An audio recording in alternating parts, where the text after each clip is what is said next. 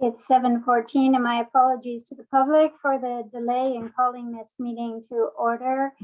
We had a public meeting at 6:30 and it went over the allotted time. So good evening, councillors, staff, press, our presenter, and television and online viewers. We begin tonight's meeting with an acknowledgement that the land on which we are gathered is in the traditional territories of the Anishinaabe, specifically Mississauga. We would also like to acknowledge the North Channel Métis Council. We say miigwech to thank Indigenous people for taking care of this land from time immemorial. We are called to treat this sacred land, its plants, animals, stories, and its people with honor and respect. Prior to beginning this evening's agenda, I would ask that each councillor who is present via this video conferencing to answer the roll call when I call your name. Deputy Mayor Summers. Present. Councillor Betty Ann Dunbar. Present. Councillor Jim Dunbar. Present. Councillor Stephen Wells. Present. Councillor H.P. Roy. Present. And Councillor Jennifer Posterero. Present. Thank you. Well, congratulations certainly go out to Christy Blanchette and her band at Merry Witches for entertaining the crowds of viewers who were gathered on Woodward Avenue to witness their many dances. This fall festival was a complete success, and the street lined with vendors and games for the young at heart were truly a testament of that. This is an annual event, and it was captured on CBC Radio, CTV News, and Elliott Lake Today. We put Blind River on the radar once again, showing everyone that great things can come out of our little community. The organizers of Moonlight Madness are putting their heads together tonight to create another fun event with the theme of Shop Local. Let's all support them, and more news will be coming on this initiative in the coming weeks. And now, without further ado, turning to tonight's agenda, I have two conflicts of interest, one from Councillor Dunbar and one from myself, and these will be coming up later in the meeting. I have a motion from Councillor J. Dunbar, seconded by Councillor Wells. Be it resolved that Council approve the agenda, the addendum to the agenda, the closed meeting agenda, and the addendum to the closed meeting agenda as presented. All in favor of this motion? And that's carried. Thank you. And I have a motion moved by Councillor H.P. Roy, seconded by Councillor Posterero. Be it resolved that Council adopt the minutes of the regular Council meeting of October 4th, 2021, and the minutes of the special Council meeting held on September 30th, 2021 as presented. All in favor of this motion? And that's carried. Thank you. And is there any business that Council wishes to speak on as a result of those meeting minutes? Seeing no hands going up, we have a public presentation tonight from Tulloch Engineering. Kevin Jarvis will be giving us the land report and survey results. And so, Kevin, without further ado, I turn the floor over to you. Thank you again, Madam, or Your Worship and members of Council. For those that didn't have the benefit of being in the public hearings that the public meeting that we just came from, my name is Kevin Jarvis. I'm a senior planner with Tulloch Engineering, and Tulloch Engineering is the retained planning consultants retained by the town of Blind River. It's with great pleasure that I come in front of Council tonight to make this presentation. Certainly, we've gone through a lot of work, review, discussion, and report writing when it comes to the review of municipal land holdings in Blind River and the potential value adding to those lands that are currently under the town's ownership from a zoning perspective and from a planning perspective. I do have a short presentation. Hopefully my share screen works. And it says I do not have permission to share screen, unfortunately. I'm wondering if that can be, Kevin, it is coming shortly. okay, great. Yeah, there we go, that was fast.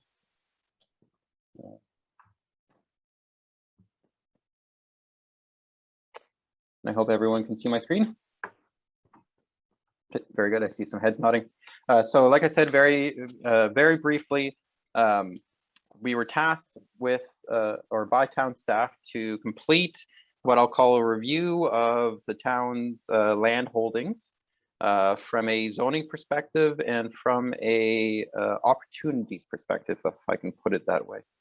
Of course, it's known by staff and I'm sure by council that the town of Blind River does own a relatively significant number of properties, many of those being lots that are vested to the town through perhaps tax sales or tax arrears, I should say, or other historical situations where parcels, either individual parcels or full parcels, and when I say full parcels, I mean perhaps full plans of subdivision or partial components of historical plans of subdivision have come into the town's ownership in various ways.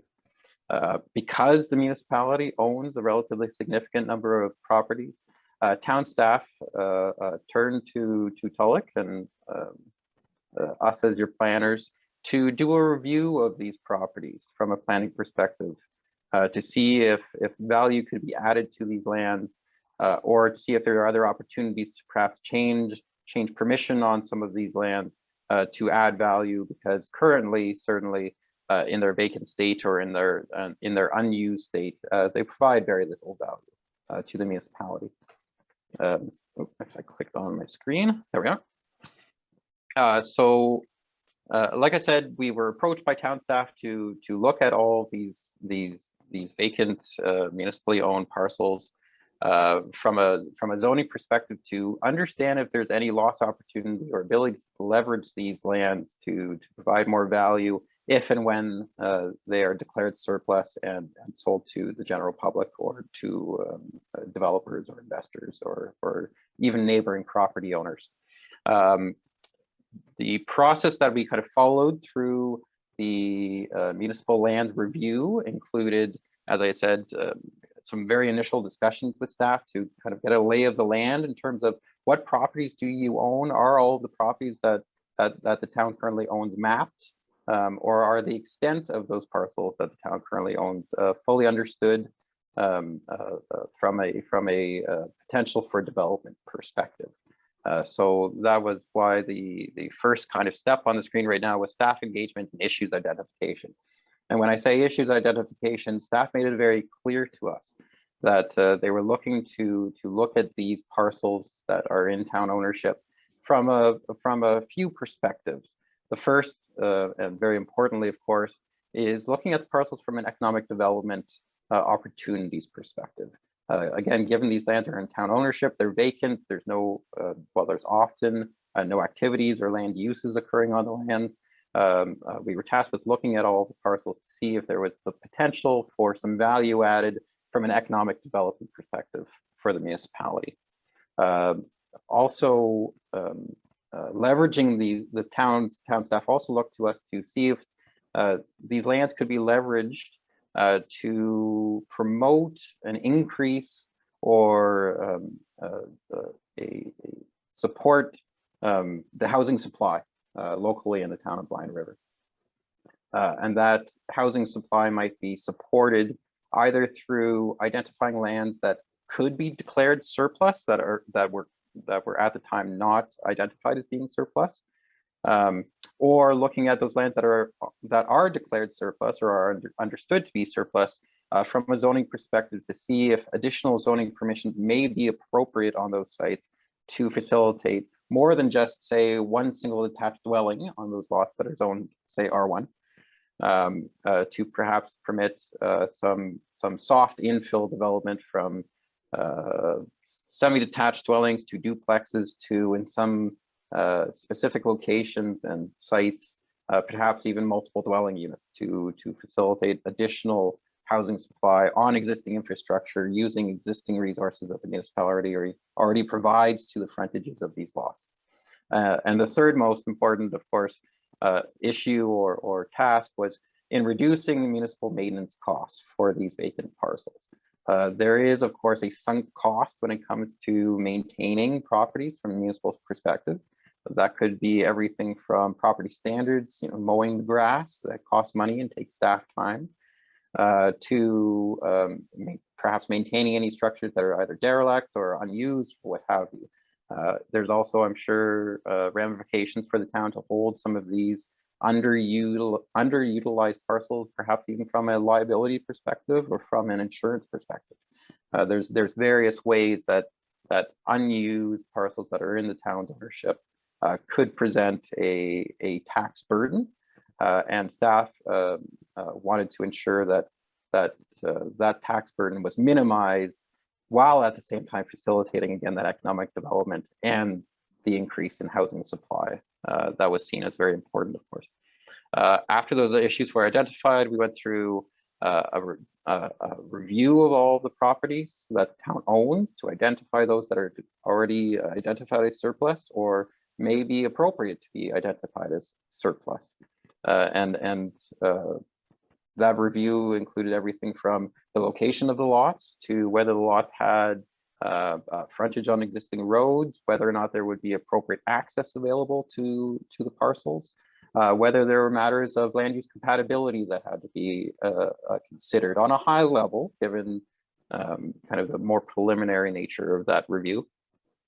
And then once we had that understanding on the ground of all the parcels that the town owned, where they are, the status of them, whether they had those frontages or whether they had some of the kind of eccentricities, you could say, that would be required to develop the lots, we went out to the public through a quite detailed, I would say, SurveyMonkey survey that we work closely with staff in preparing and making public. That public consultation process, which I'll go through in a little bit more detail, received significant feedback, if I could say, and I'll go into the details on that feedback.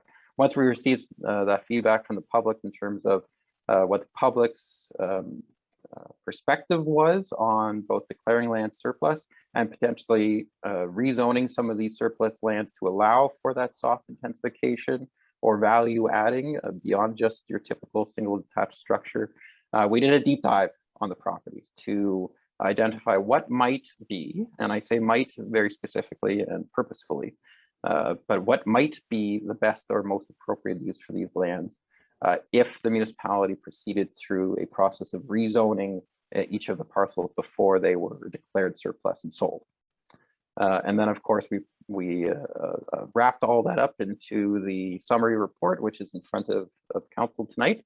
And we made some recommendations in terms of what kind of zoning may be appropriate for each of the parcels that we had identified that would be appropriate to be surplus, owing again to both to the feedback that we received from the public in terms of what the public thought would be the most appropriate kinds of development or rezoning of surplus lands in the community,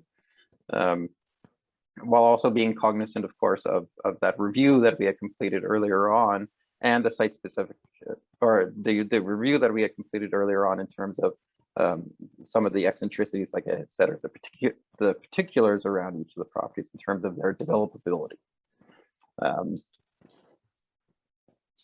Now, as I said, the data review and analysis portion actually was a relatively significant undertaking, because we did some quite detailed mapping work to put on a map all of those lands that are within or in the municipality's ownership. Of course, the town already had quite detailed mapping of these lands, but a little bit of, I guess, catch up of those maps had to be completed, some updates, just given some changes that had been done in the past, or some lands that were already declared surplus and sold. So we had to do some relative cleanup of that existing mapping. And then we wanted to make sure that kind of a more visual representation of what the municipality owned was available for the public, especially through that public consultation survey that we had sent out. And that all culminated in the preparation of this municipally owned lands map. You can see in the bottom left corner. Sorry, I have to turn my head away because it's on my other screen. But there are 3 colors in that bottom left legend. Kind of the lighter purple, I'll call it, is lands that we had identified through that initial data review and analysis to see if some of the lands that were in the municipality's ownership would be appropriate to be surplus. So when I say appropriate to be surplus, I mean we had discussion with staff around whether or not the lands would be useful to the municipality, either in the near or even distant future, whether or not there were any improvements on the parcels that are in the municipality's ownership that are needed for the operation of the town, of course, and some discussions around what lands are important to the community and that staff already knew were important to the community and may not be the most appropriate for declaring surplus and putting on the market for sale. So the lighter purple colors, I suppose, is the preliminary identified surplus lands that we had identified through the review would be appropriate for surplusing or potentially appropriate for the surplus process. The brighter pink is the lands that when we started this review were already identified by the municipality as being surplus. They were already on the surplus list. So we would have still wanted to differentiate between those that were already identified through staff and council to be surplus and those new parcels that we had identified as being potentially appropriate for that surplus process. And then the, I'll call it turquoise color, is all of the lands that are currently in the municipality's ownership. Now, this review was scoped to only include those lands that are within the settlement area boundary. And that's just because typically, of course, in the marketplace, those lands are more development ready, you could say, because most of them are on existing services. And to look at all those lands that are outside of the settlement area boundary that could be potentially surplus would be significant kind of broadening of the scope that we were tasked with. So we wanted to only look at those lands that were within, I guess you could call it the town center and the surrounding built-up area.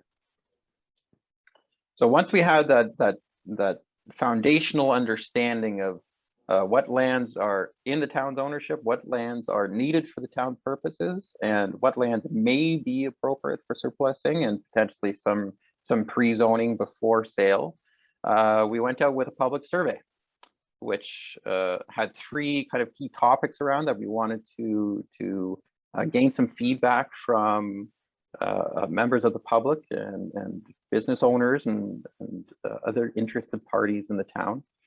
And those 3 key topics were, we wanted to better appreciate or understand residents' thoughts in terms of declaring some of these lands as surplus, or those lands that were identified as underutilized as being surplus, and whether the community or stakeholders had an interest in going through this process of declaring more land surplus that the town is currently owns. We also wanted to understand, is housing affordability seen as an issue or a potential issue down the road by residents of the town? And would intensification, which typically helps in supporting housing affordability, is intensification seen as an appropriate way to mitigate the rising cost of housing in the town? And then, of course, if intensification and perhaps pre-zoning some of these surplus land was appropriate, then we wanted to identify those areas that stakeholders would see as appropriate for pre-zoning. Now, that would mean there were some targeted questions in the SurveyMonkey survey that was sent out that looked at some property or some example parcels in the downtown area, areas a bit further removed, and included other questions that touched on, what kinds of built form are seen as most desirable in those specific locations. So the results of that survey were very much generally supportive of the municipality selling surplus lands, of course, within reason, and as long as those lands are not needed for operational needs of the town, or either now or in the future. The responses were also generally supportive of pre-zoning lands, with the caveat, and it's a very important caveat and quite an appropriate caveat, that many survey respondents wanted to continue to see a public process so that comments could be made on specific applications or specific processes that the town is going through for specific parcels. So, for example, one of the example parcels in the survey that was sent around was a parcel in the downtown area, and the question was, is this parcel, in your view or given your perspective, appropriate for either semi-detached dwellings or duplexes or row dwellings, or perhaps your more kind of apartment style dwellings up to 3 stories in height. And the response to that question was generally, yes, this may be appropriate, and yes, we are supportive of intensification and the idea of pre-zoning these lands before they go for sale or before their surplus is understood, and the benefit of that is understood. But the desire for further input on a site-specific basis for each of these parcels before they are pre-zoned for, again, that intensification that I was speaking to before, that allows for that housing affordability, was still very important. And I'll kind of get into how that response is going to be actioned by, of course, ourselves and staff as we implement this work program. Also, in the survey responses reference a need for age-friendly housing options, and age-friendly housing options generally mean built forms that are more accessible, more slab on grade, less stairs, even less outdoor amenity area that needs maintenance, like mowing lawns and those sorts of things. And generally, you see more age-friendly housing options being smaller units, quite often apartment-style units that are smaller because you have your older population or your retired population that might be downsizing, say, from a single detached dwelling, and they may be looking for more of an apartment or condo style living. And also, survey responses were quite supportive of intensification, building a range of built forms and housing types, again, with that caveat of wanting to ensure that they could see any propositions to rezone a surplus parcel and make any kind of comments or make comments or concerns known on that site-specific basis for each of those parcels. Also, there were some respondents that were concerned about the loss of green space. Of course, many of these vacant lands that are in town's ownership operate as either informal or formal public spaces. Generally, I think the concern around a loss of green space was more around the concern that maybe Four Sands Beach might be subject to review for surplus and sale. And certainly the response to that concern is that Four Sands Beach is not subject to this review and is not being looked at for surplusing or pre-zoning or what have you. So after we went through that process of the data review and the analysis and the public consultation, we went into that site-specific property review, which was the 4th icon, I guess, in the roadmap that I had shown it originally. There are a number of properties that have been identified as potentially appropriate to rezone prior to the municipality declaring them as surplus. And pre-zone for these properties could mean anything from going from a zone that only allows a single detached dwelling to perhaps allow a semi-detached dwelling, whereas some of the other parcels that were identified for the pre-zoning, we had said in our recommendations and in the property reviews that are actually appended to the report that is in front of council tonight, may be more appropriate even as a multiple dwelling or as a duplex or triplex type dwellings. And that's very much related to, again, that site-specific review that we did for each of these parcels, which the next slide shows what that site-specific property review looks like. So 18 properties were identified as potentially benefiting from pre-zoning. One of those pre-zonings that we had recommended is a potential rezoning to allow for commercial uses. Quite often, those parcels were on the highway. One property is proposed. Oh, there's a typo. My apologies. I believe residential low density pre-zoning. There was over 10 properties that were identified for pre-zoning from an R1 zone to perhaps a R1 special zone that would incrementally, but in a minor fashion, increase the permission on that property from just allowing a single detached dwelling to allow a single detached or a duplex or semi-detached dwelling. So to go from permission from one dwelling to two. And quite often the recommendation for those parcels was a result of the fact that those parcels are smaller lands. They're your more typical subdivision lots. And so multiple dwellings certainly wouldn't be appropriate on a smaller parcel, or given surrounding uses for those smaller subdivision lots.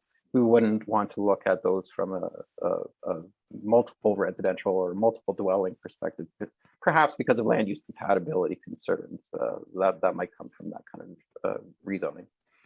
There were 3 properties that were recommended in the appendix for potentially pre-zoning to a residential multiple zone, which would allow again for more apartment style uses up to 3 stories, and then 2 properties that were identified potentially for industrial type uses. And those industrial parcels or parcels that are recommended for potentially pre-zoning to industrial are largely owing to the fact that there's existing industrial uses in very close proximity to those parcels. And given those existing industrial uses, we wouldn't want to pre-zone them prior to surplusing for residential use, again, because of land use compatibility consideration. So I certainly, I didn't intend to go through the list of the properties. Again, those are in the appendix that are in the report. But what I will say is the next steps here are, of course, quite important. And I believe, Ms. Scott, of course, you can correct me from a procedural perspective, but this report is largely to kind of start the process of looking at at each of the lands that were identified for potential pre-zoning, to prepare, as you can see in the 3rd icon from the left, prepare applications and notices for each of those parcels after more discussion with staff for each of the lands, so that notice can be sent to neighboring property owners and the general public for each of the parcels prior to them being considered for pre-zoning, so that any comments or concerns or considerations that have not been brought forward to this point can be brought forward by the public on that site-specific basis. And then as those applications are prepared and as the notices for each of these parcels are sent to neighboring property owners and the general public, public hearings would be held for each of these parcels prior to them being pre-zoned, so that again, any kind of site-specific comments can be received from council. And I certainly, like I said, I wanted to make that a short presentation because the report is in front of council. I hope that you've all had a chance to review that report. And I'm very open to any questions, either in terms of obviously the process that we've gone through to date to bring this report in front of council, or the next steps. So thank you very much for your time today. Kevin, thank you so much for your presentation. Prior to going to the resolution, does council have any questions that they wish to direct to Kevin on his report? Councillor Jay Dunbar. Thank you, Madam Mayor. Kevin, upon your review of any of these lands that you've looked at, have you found any of these properties that were landlocked you know, basically probably unusable. Thank you for the question, and through you, Your Worship. Absolutely, there are a few parcels that do not have sufficient frontage on open and public roads to allow for the issuance of a building permit. Quite often those parcels are either part of past plans of subdivision or are historical situations, and I have to admit I don't fully understand how they came into the town's ownership. Some of them I think are quite historic, but any kind of sale of those lands going forward would be predicated on a potential purchaser doing their own due diligence, and this review does not do all of the due diligence that anyone looking to purchase any of these lands should be doing from a frontage perspective, from a servicing perspective, from an ability to obtain building permits for either a single detached or a semi or a duplex or even a multiple dwelling from a zoning compliance perspective in terms of setbacks and those kinds of requirements. But regardless of, say, frontage or whether they're landlocked or not, I have seen in my practice some parcels like that are either of interest to neighboring property owners who can add those parcels onto their existing lands and expand their operations, which speaks very much to kind of facilitating investment readiness and economic opportunities, like we were saying. Or some of these lands may be of a sufficient size where it might make, for lack of a better term, dollars and cents for that developer to extend services and to extend a road so that they can obtain frontage and they would be able to obtain building permits. Thank you. And as a follow-up, are they identified in this report? Thank you, through your worship. On a site-specific basis, there are considerations that are made for each of the parcels. I don't think that we explicitly set out each of those considerations like frontage or the ability to get a building permit, because the report, I believe, does speak to the need for future purchasers to do exactly that kind of due diligence.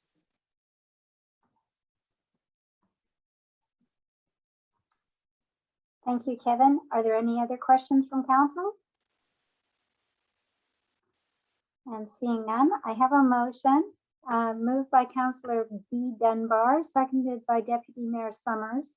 Be it resolved that council adopt the land report as presented by Pellick Engineering, and that all properties be addressed through the Planning Act, allowing for public input, and that council authorize the CAO clerk to commence the rezoning process for 243A Cosley Street, the old museum site, for highway commercial.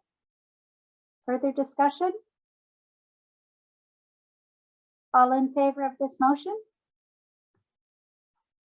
And that's carried. Kevin, you have your first step, and we look forward to future meetings with yourself. Thank you for coming tonight. Much appreciated. I look forward to being in front of this council again. Thank you. And I will be staying on for the subsequent discussion. Thank you. Excellent. Thank you. Moving on to the introduction and consideration of administrative reports.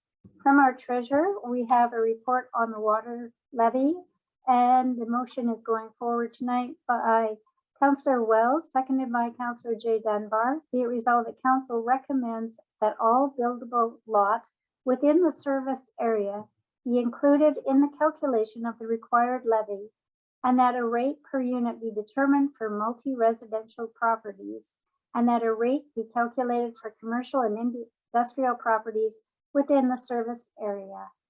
Discussion, questions? Councillor Posterero, followed by Councillor J. Dunbar. I believe Councillor J. Dunbar was the seconder, so he can go first. Okay, point about notice. Thank Go you, ahead. thank you, Councillor Posterero, and thank you, Madam Mayor. These rates here that we've been presented to raise the amount of money here, these aren't going forward yet, because I see further down that we're going to have some further discussion, town hall discussion, and I guess this is for Ms. Dent, but what you're asking for is that we're going to, throw in the empty lots into this formula, correct? And Ms. Dent, the floor is yours. Thank you, Madam Mayor. Through you. Yeah, so these numbers used to calculate the potential levy is strictly based on the number of billable water customers that we currently have. So we needed a starting point. That was if we just start with our current customer list, that's what we'd be looking at for the levy. We want to include the vacant buildable lots, absolutely, because they will benefit from the future water source. We also don't think it's fair that a multi-residential building would be assessed the same as a single family dwelling as far as the levy goes. So we just wanted to get council's initial direction to include both the buildable lots and looking at variable rates for commercial, industrial, and multi-residential before we went too much further into the process of calculating what the levy would be. This is just a starting point. You wanted a preliminary number of what the levy might look like. This is probably if we just stick with our current customer list, this would be what that levy would need to be. But obviously, as we go through the process, those numbers will change.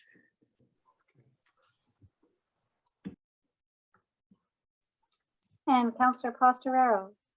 Thank you, Madam Mayor.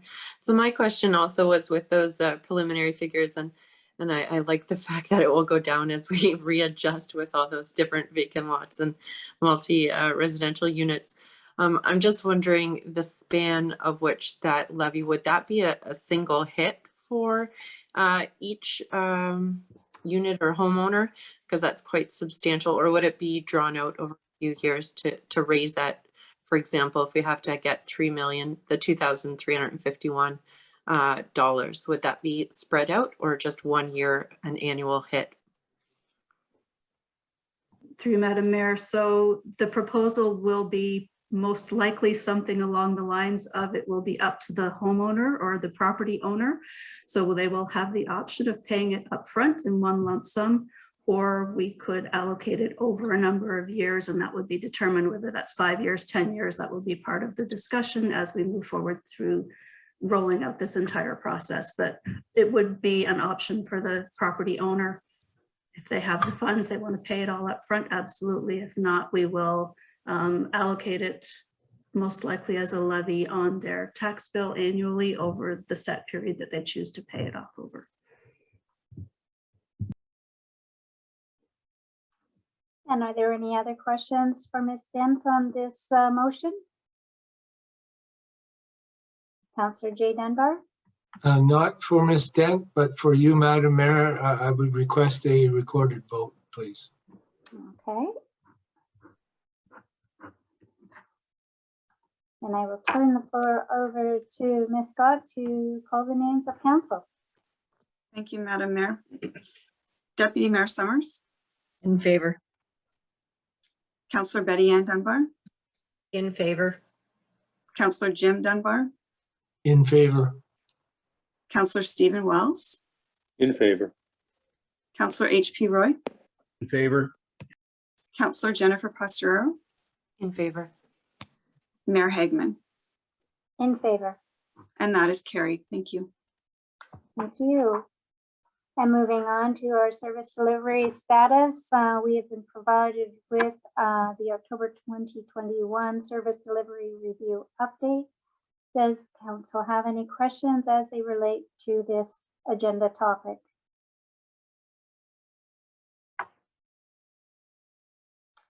And seeing no hands going up, under the presentation of committee reports, we have two reports. The first one is from the Director of Public Services, the courthouse parking lot.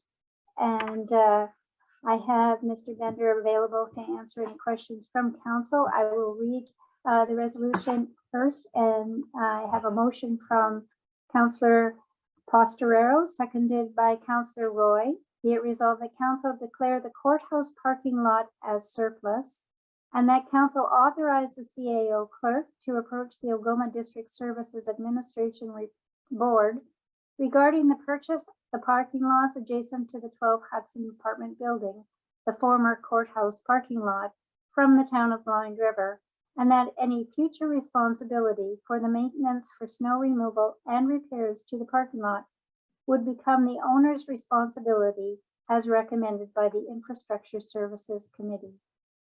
Questions, comments?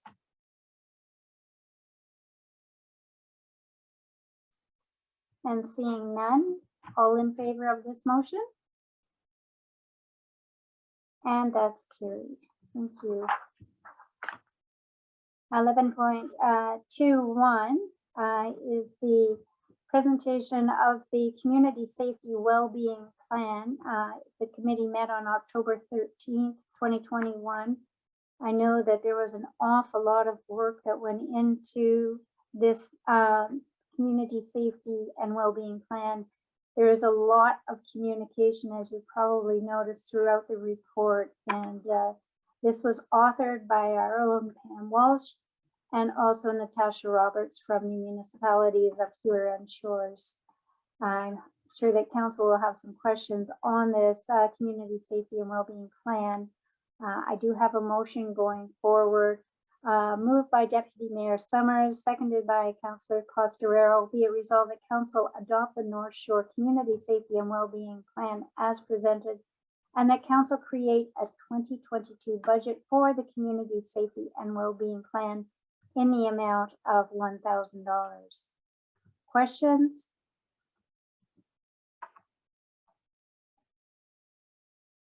And we can put Ms. Walsh on the hot seat if you do have any. Well, this is your lucky night, Pam. I see no hands going up, which just means that you've done an absolutely stellar job on this, and we do applaud you for doing that for us. So thank you so much. All in favor of this motion?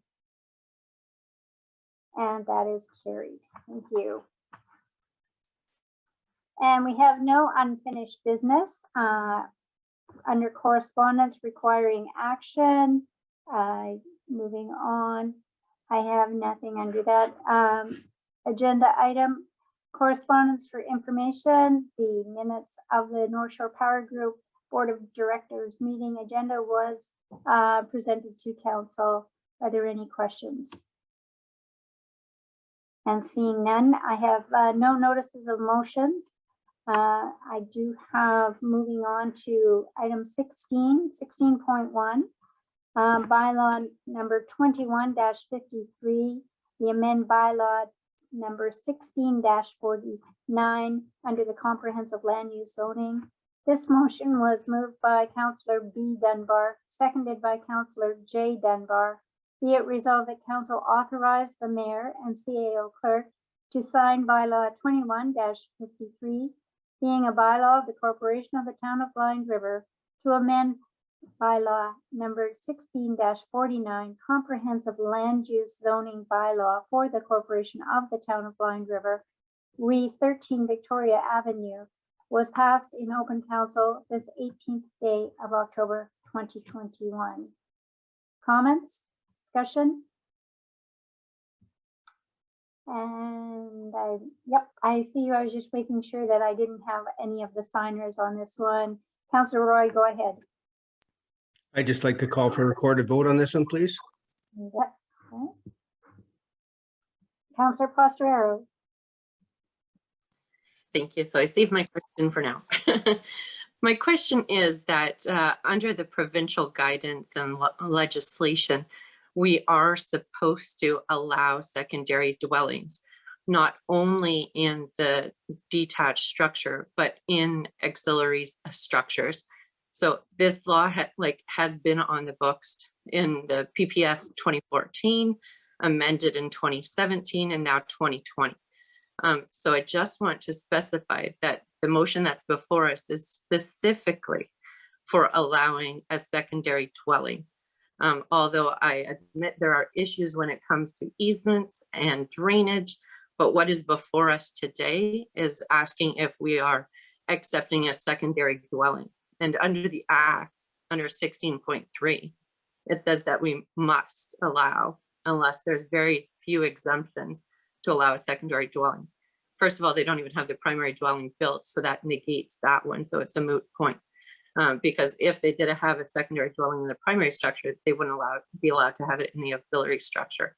So what I'm going to ask, and it might be for our tele engineer, is this simply process, this motion, because our zoning bylaws should already include this, and that going forward, our zoning bylaws, planning bylaws will be amended. Because if I'm looking at PPS 2014, 2017, and 2020, this should be included in our bylaws, and it says moving forward that we should do so. So if people are voting against the secondary dwelling, they need to look at it for the actual thing we're voting on, because the provincial government states that this should already be in effect, that we should in most circumstances allow this with very few exemptions.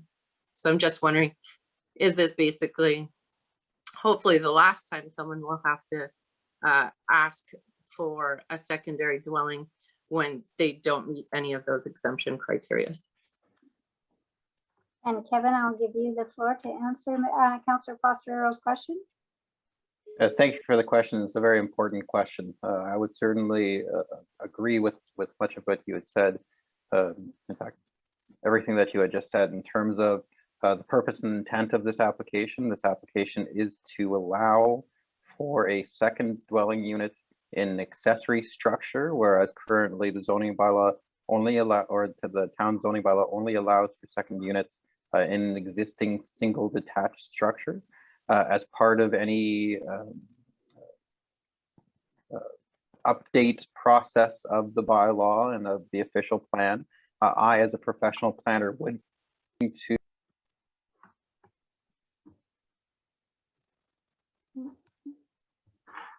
You're muted. We lost Jeff. Did you hear anything that I said? Sorry. We just called, Left off. we missed the last 30 seconds. Okay.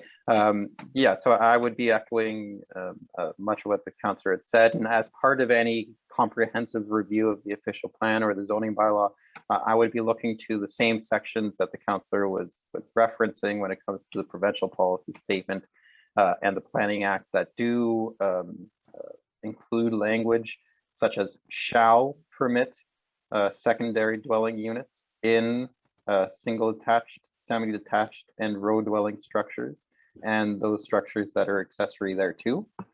So as, again, part of any comprehensive review process, I, as a professional planner, would be making a recommendation to either the Council of Blind River or any other municipality throughout the province, because the provincial policy statement and the Planning Act are province-wide, to allow for a secondary dwelling unit in an accessory structure, provided some criteria, certainly, especially around servicing.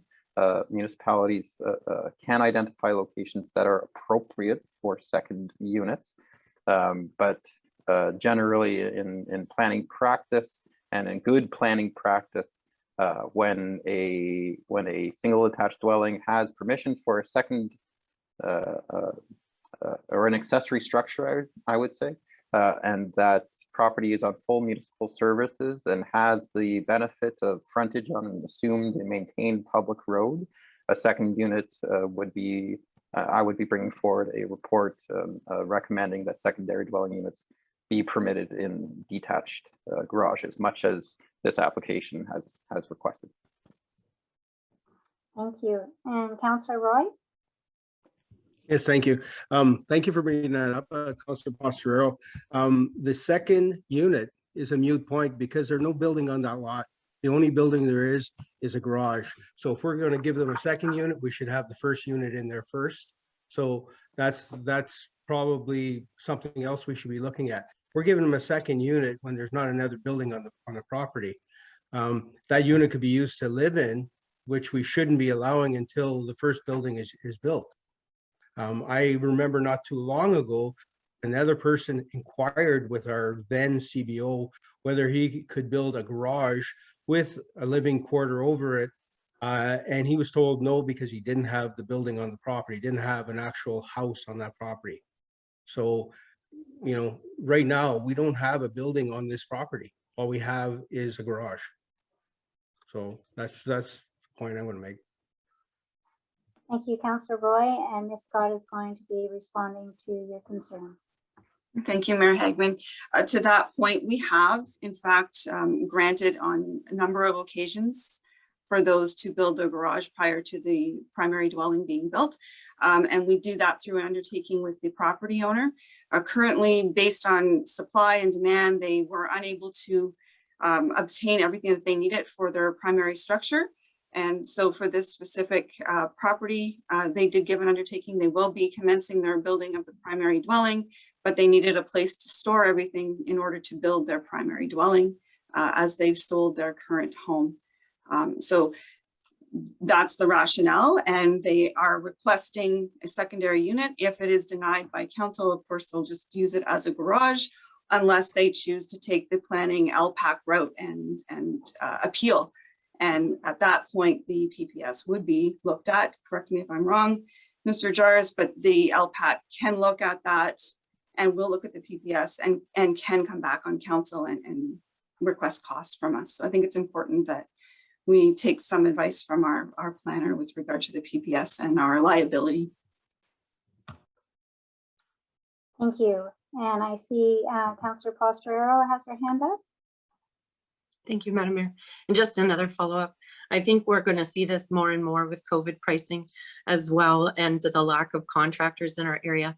People that are only at this time, they've bought their lot, they want to take advantage of it, but they're only able at this time to build a garage and have that secondary dwelling unit until they can get their primary residence built.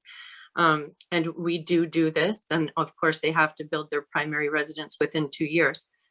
So that just is increasing our tax base and allowing people to enjoy the property that they are purchasing in our city. So as well as what Ms. Scott said, when it goes to appeal, it doesn't go to municipal appeal, it goes to provincial appeal. So we will have no say as a municipality, and then their decision comes back and it would be on us for not following provincial procedure.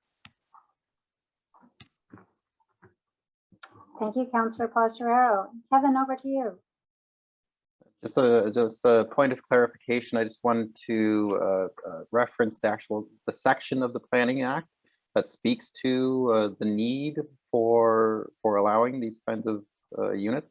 And section 16 sub 3 of the Planning Act does require that official plans authorize second units, and the language is in detached, semi-detached, and row houses if an accessory building or structure does not contain a second unit, or that a second unit be permitted in a building or structure ancillary to one of those housing types, provided that that primary dwelling does not contain a second unit already. And thank you for that clarification. Are there any other questions prior to going to a vote? Councillor Jay Dunbar. Thank you, Madam Mayor. I want to state that I don't have any problems whatsoever with what is being proposed here. I don't think anyone has a problem with this year amendment or site specific that we're voting on here. What came to light was some of the questions, and obviously ditching and flooding, and has nothing to do with what we're voting on here, but it has come to light, and it seems to me in some sort of manner or way that we're dispersing, we're saying the heck with it, it doesn't matter. I thought these were pretty good reasons to, I'm not saying to stop or hold up this year vote, but if it comes to light that there is flooding and we do wind up taking the brunt in a law courts or case, I'm so happy that this is being digitally recorded. Thank you, Councillor Dunbar. Councillor Wells. Thank you, Mayor Hagman. Our decision to grant the use of the garage as an accessory building does not have any impact upon any concerns raised earlier with regard to drainage at the site, because the garage has already been constructed. On the other hand, if we were to approve it, it wouldn't have any impact either. What we're really talking about, as Councillor Passero said earlier, strictly it was with regard to whether or not we want to see a secondary unit located in the garage. And that decision does not have any impact on any of the other concerns that were raised earlier. It's simply, we have the building there. Do we want to continue to ensure that there are more units available in town for people to live in? And the issues with regard to the drainage and the easement and so on would have to be dealt with separately, not with regard to the motion in front of us tonight. Thank you for those comments. And are there any other comments from council? Questions? Seeing none, I will turn the floor over to Ms. Scott for a recorded vote. Thank you, Mayor Hagman. Deputy Mayor Summers, In favor. Councillor Betty Ann Dunbar, In favor. Councillor Jim Dunbar, I'm going to have to be in favor of what we're seeing here tonight. Councillor HP Roy, I'm going to be in favor, but with some reservations. Councillor Jennifer Pastorero, In favor. Mayor Hagman. I believe Councillor Wells. Oh, was I'm, missed. my apologies, Councillor Wells. Councillor Stephen Wells. Thank you very much. It makes it easier to vote when I've heard all the other votes. I'm in favor, and I was prior to anyway. Thank you, and my apologies. Mayor Hagman, In favor. and that is carried. Thank you. Thanks, everyone. Some good discussions for sure. Moving on to 16.2 bylaw 21-54. This is one of the conflict of interest that Councillor B. Dunbar and myself have put forward. And so we will depart the meeting for a short time. Thank you, Deputy Mayor Summers, for taking over.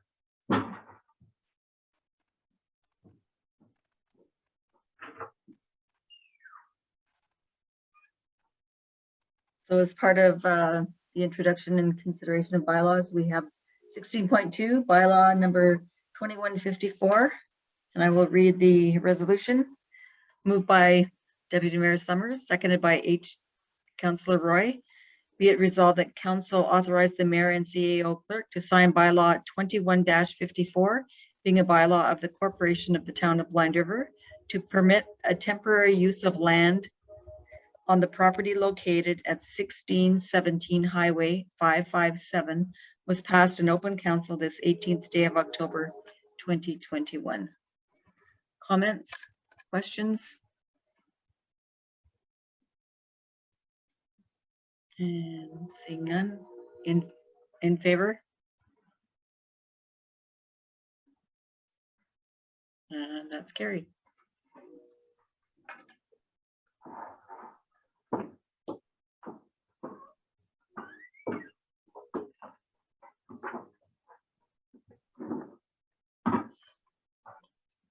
Thank you, Deputy Mayor Summers.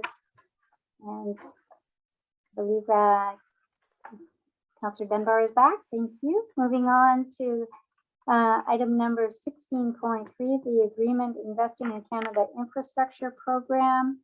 And I have a motion from Councillor Wells, seconded by Councillor B. Dunbar.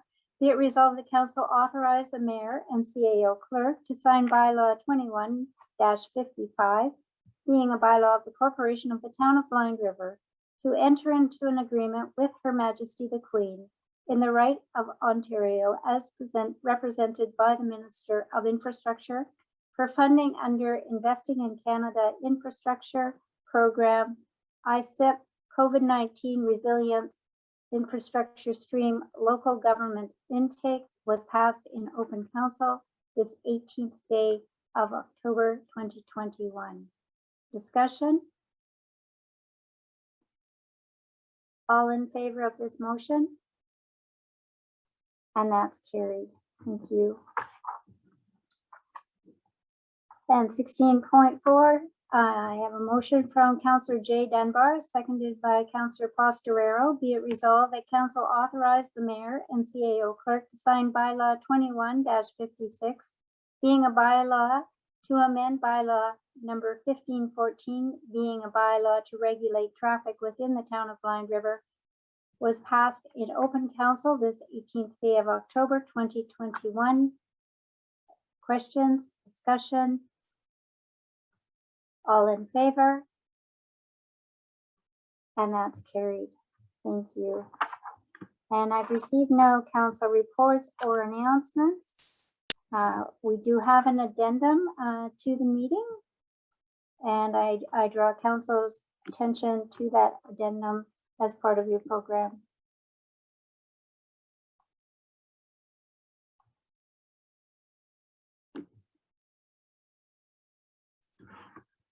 I have a motion from Councillor H.P. Roy, seconded by Councillor Wells. Be it resolved that council accepts the proposal of Barn Building and Construction, Inc. for the tourism information upgrades in the amount of $340,000, $497.82, including HST, and the amount of $39,172.32, and that the dedicated reserves of $36,575 and the $100,000 allocation during the 2021 budget process to the Travel Information Center project be utilized, and that the remainder of the funds be allocated from general facilities reserve. Discussion? I have Councillor J. Dunbar, followed by Councillor B. Dunbar. Thank you, Madam Mayor. Did we have a report on the, when we replaced the roofing on there, on the type of roofing that we are planning on doing, be it shingles, or are we redoing the roof with the cedar shakes that are on there, or I should say maybe reusing the cedar shakes if that's possible, or are we going with a totally different roof covering? Through you, Madam Mayor, we are going with an asphalt shingle roof. The metal roof preferred option would be, the slope of the roof is too high of a pitch, and we would have safety concerns for that. So we're going with the cedar shingles because they will last longer. We're trying to get the best products that are going to give us the longer lasting asset management that we want to have with all of our facilities moving forward. And Councillor B. Dunbar. Thank you, Madam Mayor. My question is, has there been a timeline given for the repairs on the travel center? Like when would they be able to start this? So through you, Madam Mayor, that's a good question, Councillor Dunbar. What we are doing is, if council accepts this tonight, we will be meeting with the engineer and the builder tomorrow, and we will develop a timeline. We'd like to start as soon as possible and get as much work as we can get done before the snow starts to fly, and then move inside and do the work in the winter if need be. But we will be looking at getting this done as quickly as possible. And in working with this builder, he understands that we have a fairly tight turnaround for this. Just as Go a ahead. follow-up, given that there is such a shortage of contractors and materials and, you know, all of those things that are doing, do we have a limit to what we will accept? Because I know that contractors are talking like 2 years down the road, or, you know, 18 months or that type of thing. So are we willing to accept that kind of a delay with that big a contract? Through you, Madam Mayor, the short answer is no. We are not willing to accept that kind of a turnaround for this project. We are looking at getting this complete as quickly as we can, and I will work directly with the engineer to ensure that we get this project moving. I think that council has waited quite a long time to have this project brought forward. We had quite a few delays in getting a bidder for the project. So delaying it any further would not be the preferred result for this project. Thank you. Councillor Pastorero. Thank you, Madam Mayor. I guess it's a question for Ms. Scott. I know that previously when we had talked about this, is there still the appetite for grants and funding for the government for this kind of renovation and retrofit? Yes, through you, Madam Mayor. Thank you for the question, Councillor Pastorero. We have actually, we already have an application in with NOHFC. The deadline to have all of the paperwork in was October 1st, and we had ours in well before that deadline. So we are hoping through our representative at the ministry that we will have an answer in the next few weeks, whether we are successful or not. So that would be a definite win for the municipality if we are successful with that grant. And seeing no other hands going up, I would like to have a recorded vote. As council is well aware, I am not in favor of this project. $340,000 is a lot of money. I feel that in this day and age, when I talk to people under the age of 50, they would not use a travel information center, that they would be using DAPs on their phone. The applications are certainly there to go into the town of Blind River and see what tourist amenities that we have. I see other buildings in our municipality that are in need of repair and that could certainly utilize these funds. So I would also like to see a memorandum of understanding with the city of Elliott Lake at the corner of 108 and Highway 17. There is a tourist information booth that could utilize information for both Blind River. If it is the concern over washrooms that the tourist information center has that people are utilizing, we have washrooms in other sections of town and people can go and use those. Or we could build a washroom for a lot less money than $340,000. I know that I may be a minority in this, but I will consistently say that I am sorry that we are not going with the times and that we are spending money on a building that was that is at least 4 decades old and has served us well in the past, but this is a new world and I don't believe we need it. So that's my pitch. So with that, I turn it over to you, Ms. Scott, for recorded vote. Thank you. Deputy Mayor Summers, In favor. Councillor Betty Ann Dunbar, In favor. Councillor Jim Dunbar, In favor. Councillor Stephen Wells, In favor. Councillor HP Roy, I'm going to be in favor, but not with the smiles on the face I just saw. Councillor Jennifer Pastorero, In favor. Mayor Hagman. Not in favor. Thank you. That is carried. And thank you, everyone. And moving over to the second item under our agenda. Sorry, my screen just went to sleep.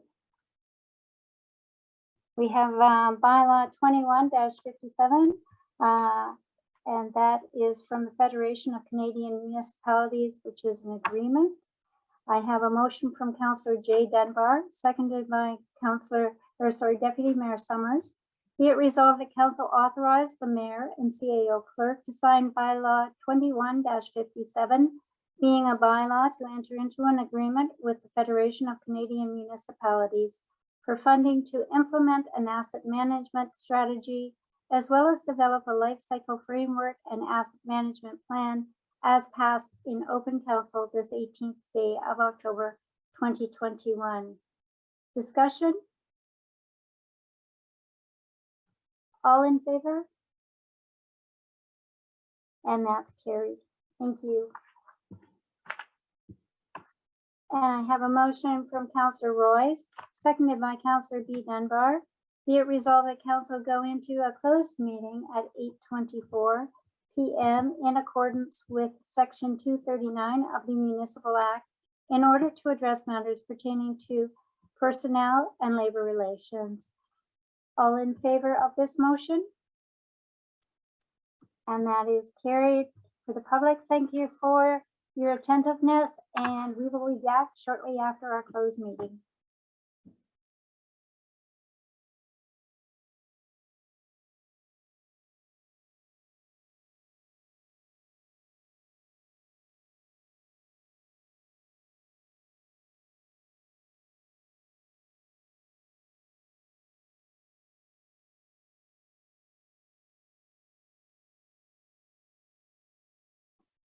And welcome back, Blind River. I have a motion from Councillor Wells, seconded by Councillor Pastorero. Be it resolved, the council resume the open meeting at 8:45 p.m. All in favor of this motion? And that is carried. And council discussed labor relations as well as security of property that is of the municipality or local board. You can tell I've been talking a lot tonight, can't you? My tongue is going twisted.